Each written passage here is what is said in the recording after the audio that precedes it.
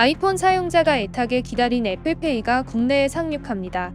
이미 많은 보도가 쏟아졌듯 애플페이는 현대카드가 당분간 사실상의 독점으로 제공합니다. 현대카드가 애플페이의 우선 사업권을 가졌기 때문입니다. 그렇지만 애플페이가 국내에 상륙할 수 있는 이유 역시 현대카드가 애플페이의 빠른 도입을 위해 독점 권한을 포기했기 때문입니다. 결국 현대카드는 애플페이 도입 초기의 선점 효과와 함께 획기적인 이미지 마케팅을 전부 누릴 것으로 예상됩니다. 그렇다면 궁금증은 현대카드가 왜 이토록 애플페이를 원하고 있는 것일까? 이런 곳으로 몰립니다. 미부가 취재한 결과 현대카드는 과거 코스트코 독점 계약으로 실적 반등을 맛봤던 사례가 있는데 이런 성공 사례를 이번 애플페이 제공으로 연결하려는 의지가 보입니다. 이미 인플루언서로 불리는 정태영 현대카드 부회장은 자신의 SNS를 적극 활용하면서 일찌감치 애플페이 마케팅에 불을 붙였습니다. 도대체 현대카드는 코스트코에서 무엇을 받길래 이렇게 애플페이에서도 그 효과를 보려 할까? 이걸 파악해봐야 합니다. 매장 내 그토록 많은 파이프에서 현금 다발을 카운터로 수송하는 바로 그 어마어마한 코스트코와 현대카드는 한 세트입니다. 시간을 2018년으로 돌려볼 필요가 있습니다. 당시 2018년 8월 현대카드는 회원제 참고용 할인점인 코스트코와 단독 공식 제휴를 맺으면서 실적이 껑충 뛰는 경험을 했습니다. 당시 제휴 경쟁에서 18년간 코스트코와 함께한 삼성카드를 제치고 향후 10년간 코스트코에서는 현대카드 또는 현금으로만 결제가 가능하다는 독점 계약 성과를 달성했습니다. 이런 배경은 코스트코의 엄격한 원칙 덕분이기도 합니다. 코스트코는 7가 1카드를 원칙으로 경쟁을 통해 선정된 한 곳의 카드사의 독점 혜택을 제공하고 있습니다.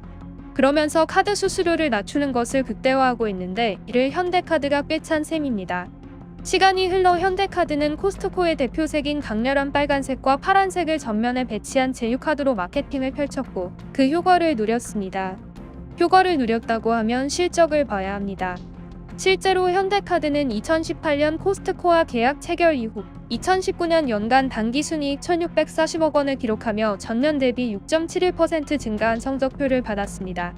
이후 2020년 현대카드의 당기순이익은 2,563억 원으로 껑충 뛰었습니다. 이듬해인 2021년에도 3,100억 원의 당기순이익으로 현대카드는 탄탄대로를 걸었다. 이쯤에서 인플루언서 CEO 정태영 부회장이 다시 등장합니다. 당시에도 정태영 부회장은 SNS에 20년 전 샌디에이고에서 코스트코 회원증을 발급받던 사진을 올렸습니다.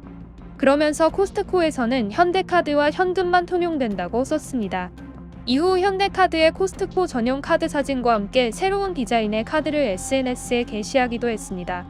지금의 애플페이와도 묘한 마케팅과 포석이 돋보이는 대목입니다. 최근 금융위원회가 애플페이의 국내 도입이 가능하자 곧바로 정태영 현대카드 부회장은 개인 SNS 계정에 오늘의 점심이란 문구와 함께 애플사 로고가 연상되는 한입 베어먹은 사과 사진을 올렸습니다. 정 부회장은 그전에도 식료품 매장 바구니에서 쏟아져 나온 사과 무더기 사진을 SNS에 올려 현대카드와 애플이 연관돼 있음을 우회적으로 암시하기도 했습니다. 이후 현대카드는 아예 공식 SNS 계정을 통해 본사 사옥에서 임직원에게 사과를 증정하는 깜짝 이벤트를 열고 사과와 함께하는 출근길이라는 제목을 달아 홍보하기도 했습니다. 그렇다면 이처럼 현대카드의 성공 DNA는 애플페이에서도 통할까 궁금합니다. 일단 뚜껑은 열어봐야 알겠지만 지금까지 분위기는 좋습니다. 국내 카드 업계 점유율을 보면 신한카드, 삼성카드, 현대카드 순으로 현대카드는 3위입니다.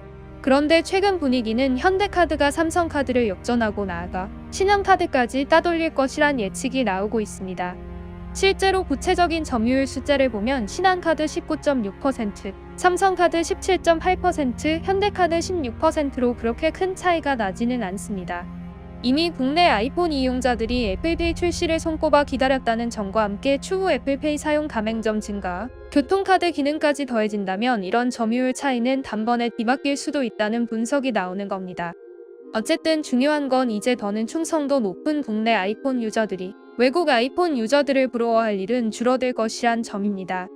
여러 이유로 국내에서는 쓸 수 없었던 애플페이가 대한민국에서도 통용되게 되는 것이고 이것은 경제적 관점에서 보면 우리만 은둔형 외톨이였던 것에서 벗어나는 것이기 때문입니다.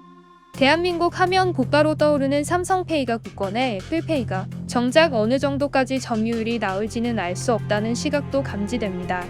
하지만 여러 서비스를 소비자 입장에서 선택할 수 있는 선택지가 많아졌다는 점은 긍정적이 아닐까 싶습니다. 아울러 현대카드의 코스트코 성공 사례가 애플페이에서도 이어질지 주목됩니다. 이상 미네르바의 부엉이 미보였습니다. 감사합니다.